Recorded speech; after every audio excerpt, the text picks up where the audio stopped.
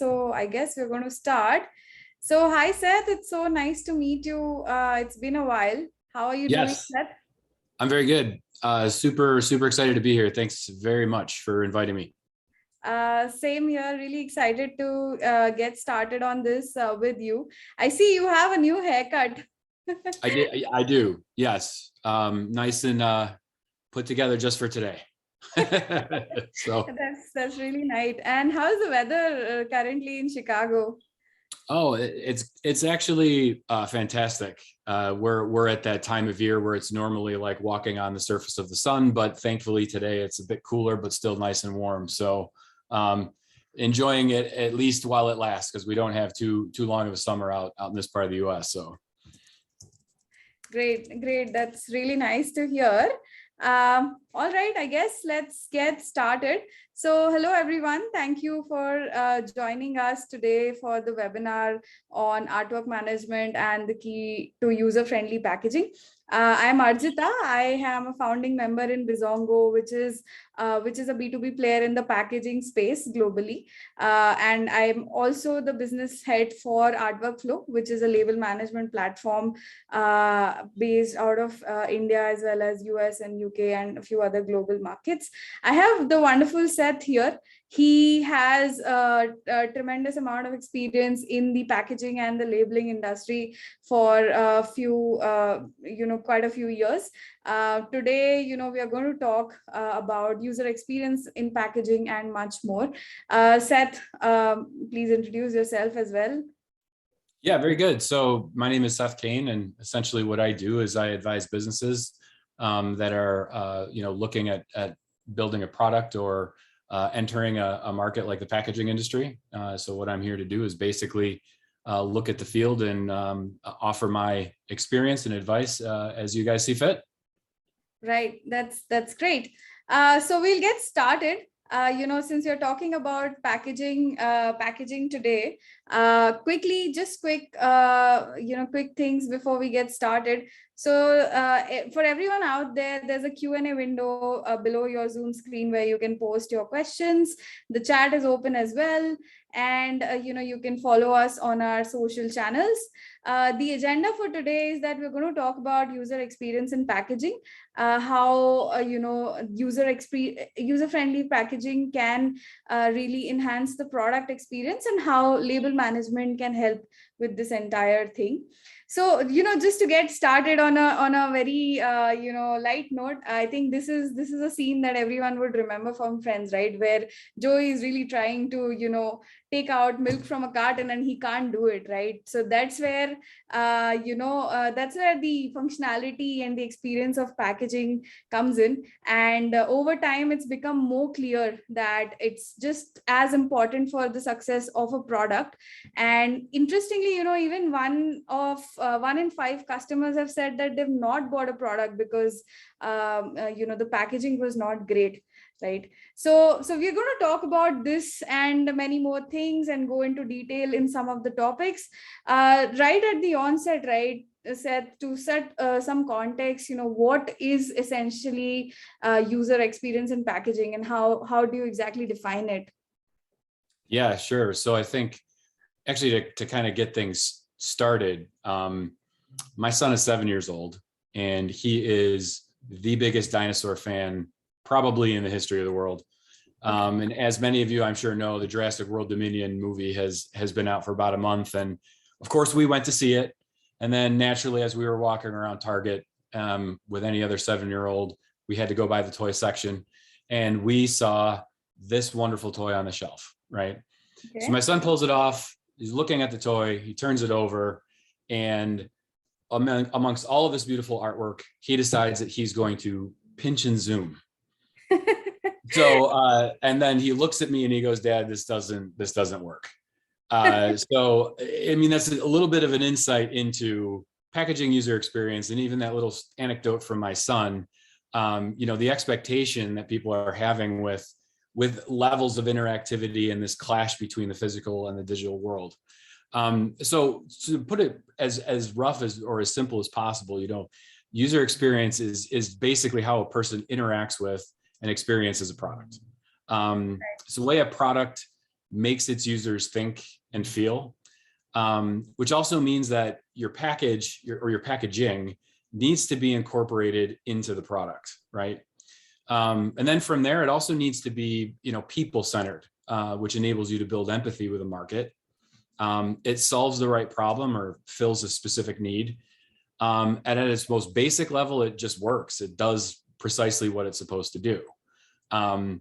So with all of that being said, because of those four things, it is hypercritical or essential to customer acquisition, differentiation, and your retention strategies.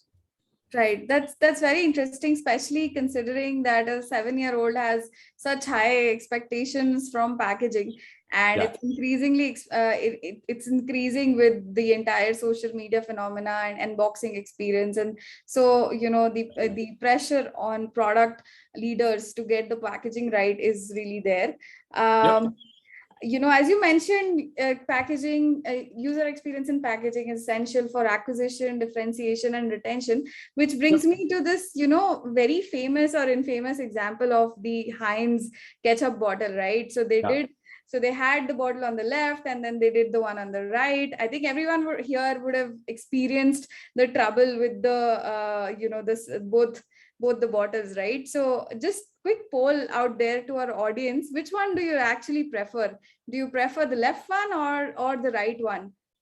We'll just take a quick minute to just get all the results in the poll in. Okay, so oh great, we have some good participation on the poll. Okay, I see some people also prefer the left one. Yeah. I guess that, yeah, I think that's just a person, that's probably a preference for the symmetry and just object being straight.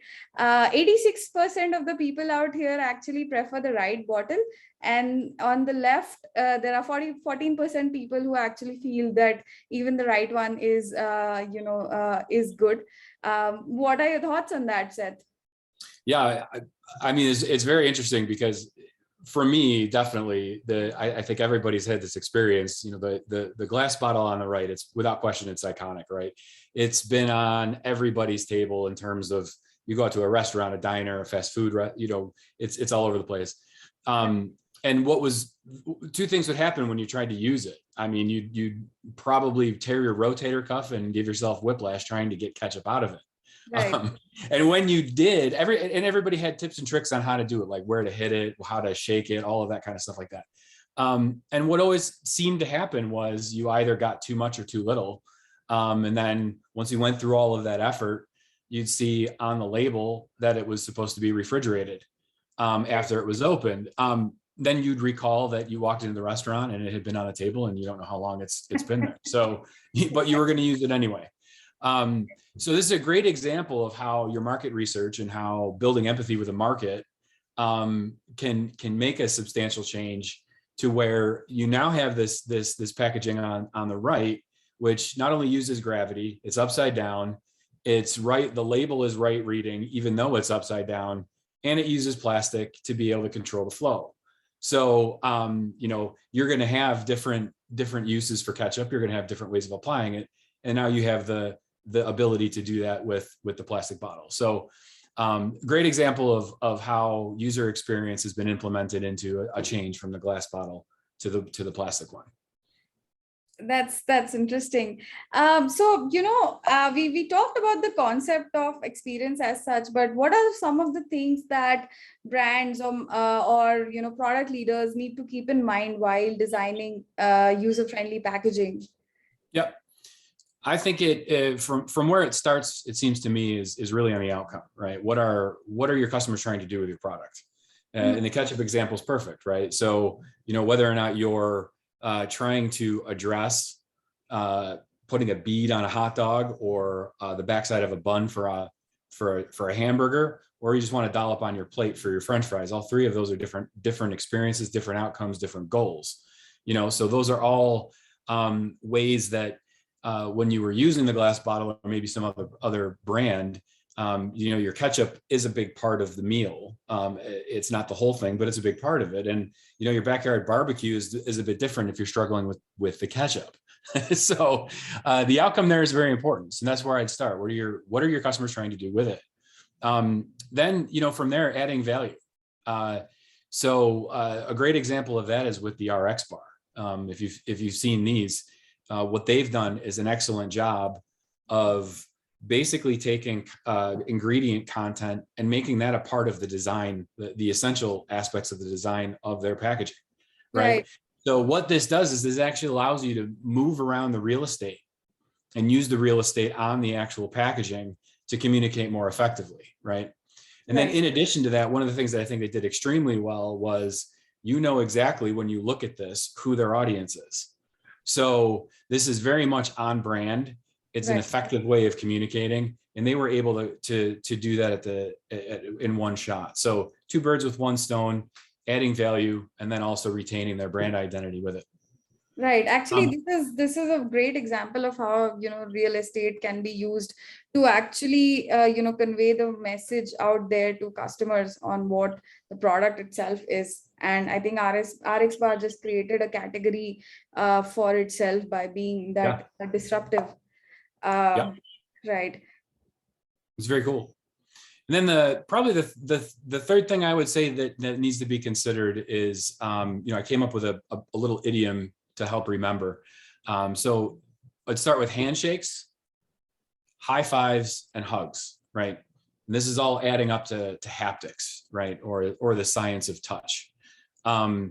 Packaging, it really needs to be very much like the RX bar. You need to consider how your packaging is communicating your brand identity.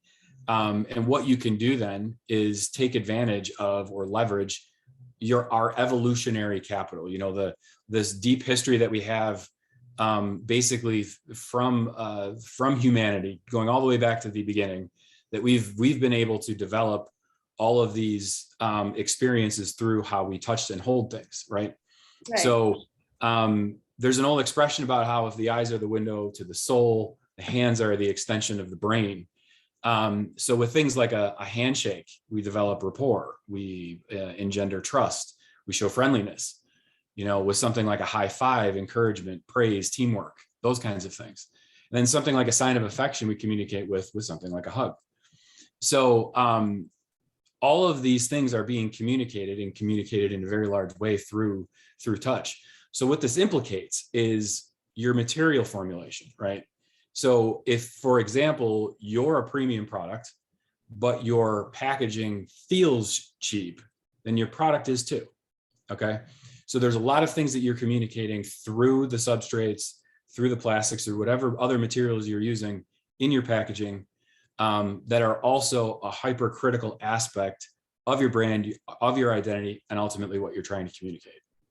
Interesting. So that's very interesting. Even Cadbury recently came up with this campaign of hyper personalized gifting, where they have these beautiful gold foil boxes and you can upload someone's picture on the web and then they will send it on the logo. So that even the personalization aspect of packaging, right? How it feels, how it looks, how it appeals to your senses, as you explained in haptics, is, really important.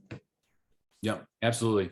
And I would just say that there's three elements that are essential to UX, right? The first one being sustainability, followed by inclusivity, and then lastly but not leastly, of course, consistency across the board. I mean, brand consistency is critical to retaining your identity with your identified market, with your audience. Right. Interesting. So I guess, we should definitely deep dive into three of these other elements that are as critical. So, talking about sustainability, while a lot of brands do want to use sustainable packaging, eco-friendly packaging, but they often, face challenges with regards to the durability of the packaging as well as the reliability of the material, right? So how do you provide a balance between an experience while also remaining eco-friendly and sustainable? Sure.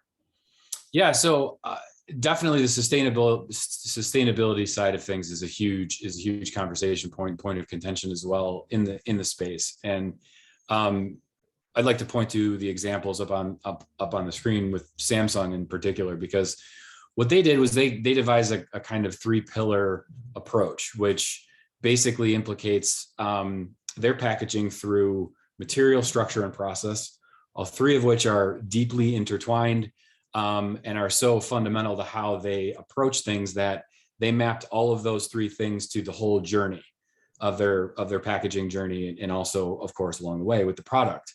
Right. So what they were able to do was introduce pulp mold trays into their protective packaging for heavy goods, like TVs and vacuums, those kinds of things. They also introduced what they called EcoPack, which is made for cardboard boxes and was effectively inspired by basically egg cartons. And this is also something that can be reused to make things like furniture or toys for children, which is a neat thing. They also use a tremendous amount of recycled material in their corrugate boxes, which is definitely fundamental. And then, of course, they've made a pretty substantial, very aggressive plan that by 2025 they're actually going to eliminate all single-use plastic across the board.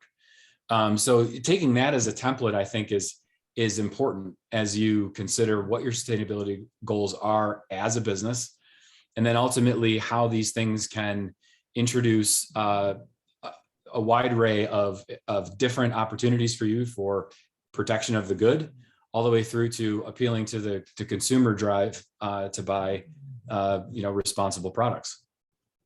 Yeah, actually, it's almost funny that a company like Samsung would find inspiration for packaging in an egg tray, Yeah. that's in a supermarket, right? So Yeah.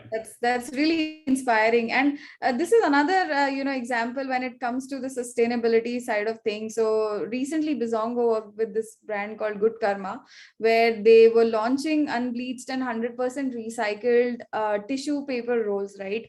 And they wanted to come up with a packaging that actually embodied the values of the product itself. So what you see here, that beautiful material which is very earthy, and the colors are very earthy in nature, and the material is also a recycled corrugated box. So your product story is really communicated by how your packaging is, and no matter if you're a Samsung or any other brand, you can always strive to achieve, like, balance the experience as well as the sustainability part of things together. Now, the second point that you mentioned was around the inclusivity and accessibility part, right? So in Yep. that sense, what are some of the things that brands can take care of while maintaining inclusivity in packaging? Sure. Yeah. So if we go all the way back to how we defined user experience and the key aspects that make it up, empathy was something that sits at the core of how we understand it. So if somebody is properly centering their whole approach around empathy, then a broader view of how they can interact with more people takes shape, especially through as you conduct more user research and customer voice of customer studies and things like that. So one of the things to keep in mind is, as that goes out, you could begin to segment against a wider range of different things. So one of the things that I think is important to that is making sure that your teams are challenging each other and challenging the status quo and their approach, and making sure that your packaging has to be developed that way. It has to be done empathetically, and it has to be able to take into consideration a wider range of people. So one of the things that's very interesting is that Kellogg has recently developed a technology called NaviLens, which is an integrated approach to their packaging, which allows you to wave your smartphone over a box of cereal. And what it will do is it will expand the text so that if somebody is visually impaired or has some other sight issue, they will be able to see the text that's on the package. Then it also has an audio component that will also provide the allergen information over audio. So both are an integrated approach that broadens out a much wider audience to be able to include folks that are visually impaired. And then another example of something similar is Braille Ale. So this is a great example of how a custom drink has integrated Braille right into the aluminum packaging for the drink itself. Mhm. So another approach, a little bit different from Kellogg, but ultimately it's a great way of being able to reach this audience. And then finally, what we have with Degree and their personal care products is basically a set of packaging that was designed specifically for folks that struggle with dexterity, like the elderly, for example, that provides two options. It gives you the ability to easily open and close it while at the same time protecting the product within it. So these are three really solid examples of how the functionality of packaging has been able to conduce an appropriate product development process to be able to widen the scope and widen the reach to audiences that are, have been for a long time excluded from the process. Great. That's really interesting. The examples that you cited here, especially the nature in which the inclusivity is being dealt with in all the three is so different, but yet so thoughtful, and definitely creates a very strong positioning for the brand and creates them, like puts them in a leadership uh, position in the entire industry, right? Yep. Now, coming to the third point, which was around the brand consistency that you mentioned earlier. So now, one of the challenges that most brands that have multiple SKUs face is that how do they keep up with the consistency? A lot of packaging projects start with big vision, but then as it moves towards the design, approval, compliance, and production, even user experience is compromised. Just to set some context, if you see I just remembered this example. So if you see a Kit Kat bar in Thailand versus a Kit Kat bar in US or India, right, it would look completely different. But at the same time, it would have some similar elements that it looks like a proprietary Nestle Kit Kat product. So what are your thoughts on how larger brands achieve it, and how even smaller brands can attempt to have this similar consistency across the board for all their products? Sure. So this is definitely a challenge for just about everybody, consistency and ultimately to be able to produce this level of variation across the board, across just one product, and then if we think back to some of the other examples that we were showing on the inclusivity side, we now all of a sudden have all of these variations that need to be handled. And ultimately, oftentimes that causes delays in the process, which are frustrating for everyone internally and externally. And if that happens, you run the risk of not only losing customers, but permanently losing them. So what I would say is that the good news is that this is an opportunity where technology really has the potential to help. So I would say the first thing that you have to do is master your labeling on artwork data. You need a system, a repository where you can take in all of your information and have it rights managed. You can have it defined and structured within a coherent metadata and taxonomy structure that actually describes everything appropriately and then makes it possible for searchability. You need consumer grade search capabilities in a system like this. So what you're essentially doing then is basically creating a single source of truth. That way you're not digging through emails, you're not going to DriveBox, your box or whatever other solution you may be using. You're going to one place and you've got it all there. And the other side of it too is without doing this, you have a tremendous amount of risk that you're sitting on, because if for some reason you have an issue because you're not rights managed, because you're not doing all of your appropriate version controls, you run the risk of putting the wrong version out to market, which could then potentially result in a recall. So from there, I think once you've mastered the data in one place, you've got all your rights management, your structures, all of that good, then what you need is a appropriate workflow and project management tool that will actually be able to house all of the appropriate stakeholders that you need in the entire process. So it's one thing to say in a project management or a standard project management tool that you can push tasks around and put people in the system. It's a different thing to say that within that same system, you've got an ecosystem of tools that are appropriate to the work they need to do in it, right? So if you think about all the different folks that need to sign off on a piece of labeling or artwork, you're talking about legal, compliance, engineering, product, marketing, a bunch of different folks, pre-press, even external partners, right? All of them have very specific tool sets that they need to be able to do or use to be able to accomplish what they need to in the system. So it's several levels above the standard project management tool with the appropriate gifts and tools within the system to be able to do what they need.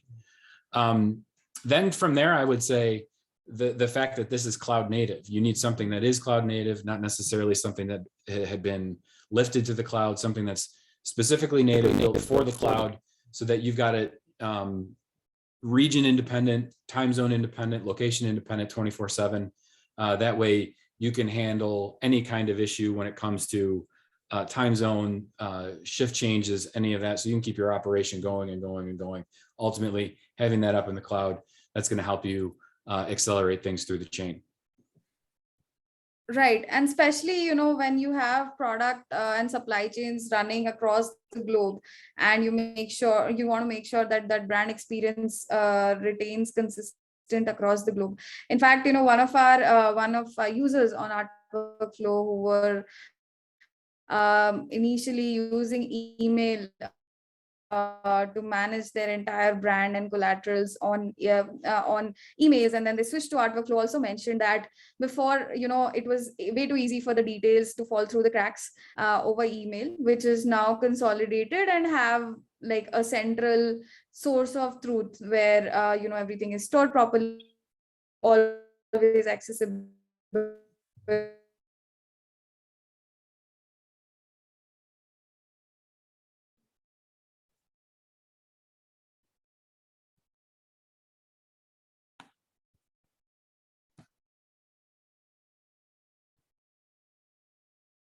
I think it hung.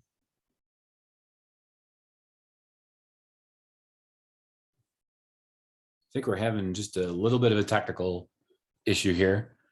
But basically, just to follow up here, this is an example from an art workflow customer where they were using, prior to implementing art workflow, just a basic standard email process, which having to dig through emails, having to go back and forth just to find audit trails, just to find histories and stuff like that was extremely time consuming.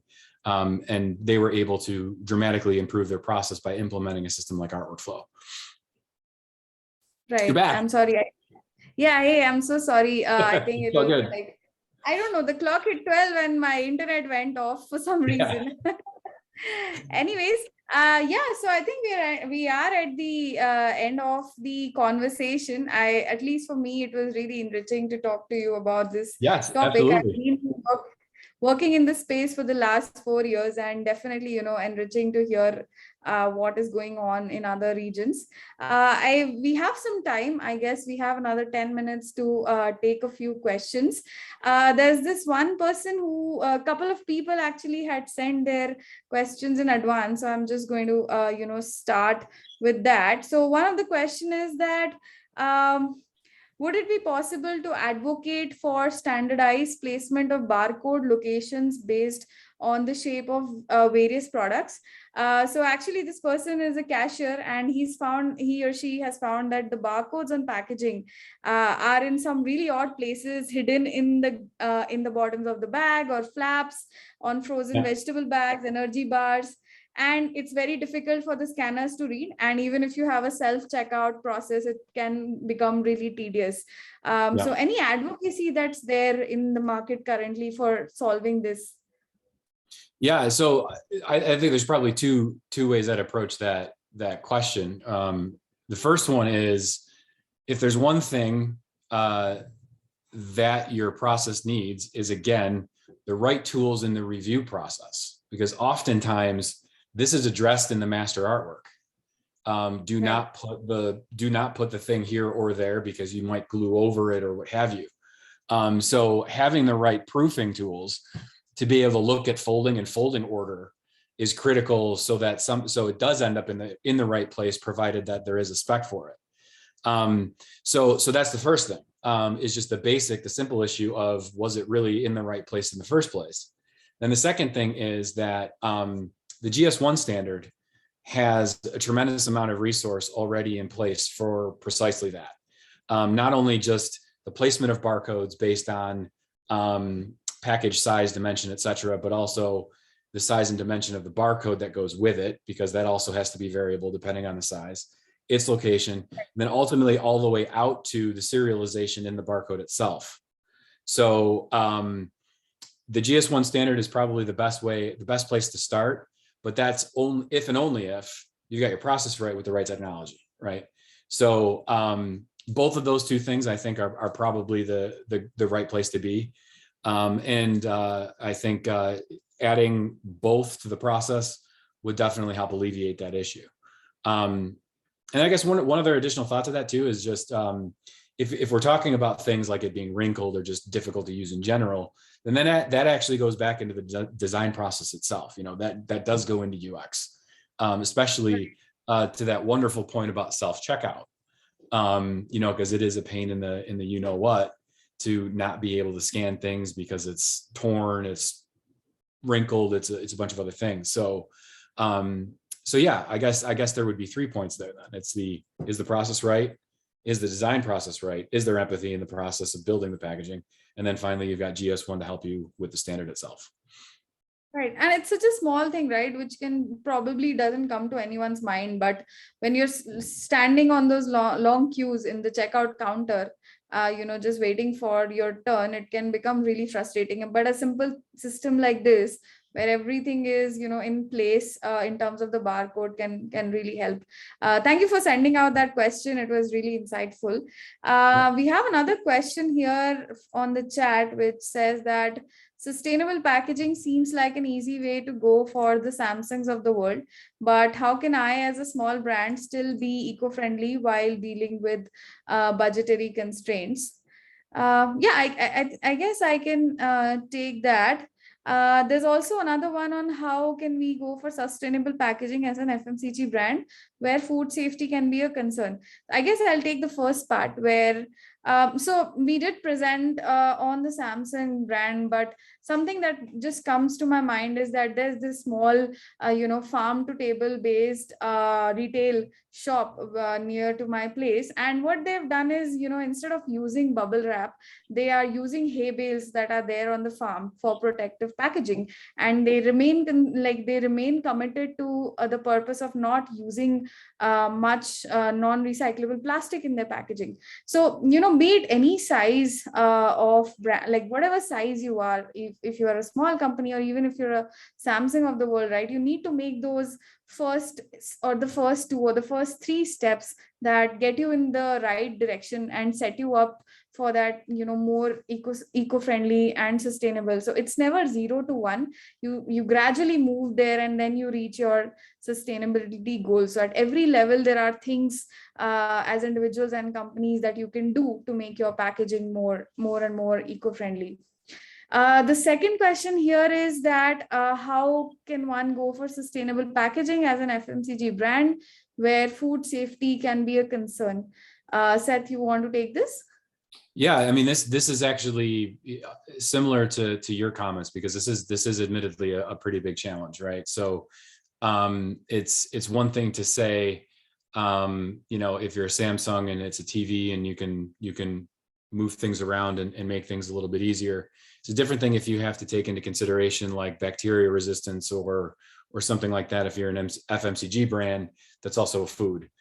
Right. So or FMCG food that is also a food with food safety concerns. So this is actually something that I know that the material side of it are definitely investigating all kinds of alternatives, biodegradable packaging that has enough life to be able to keep what's in it safe, and also adjusting all kinds of dates in terms of use by and shelf life and all kinds of things like that to be able to accommodate both the packaging itself as well as the contents within it. So there are still challenges with it for sure, but the right things are starting to move, albeit slowly.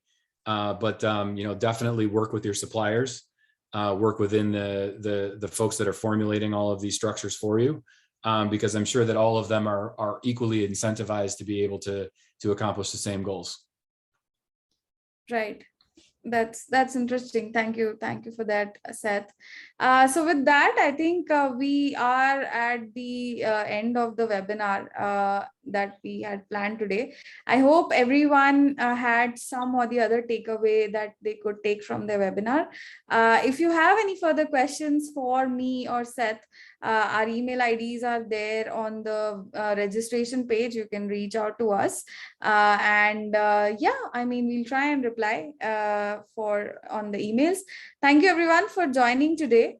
It was, great speaking with you, Seth. Awesome. Thank you for taking out the time for us. Awesome to speak And with you as well. yeah, we'll see you soon. All right. Thanks again. All right. Thank you everyone for joining in. Have a good evening or day based on wherever you are. Thank you.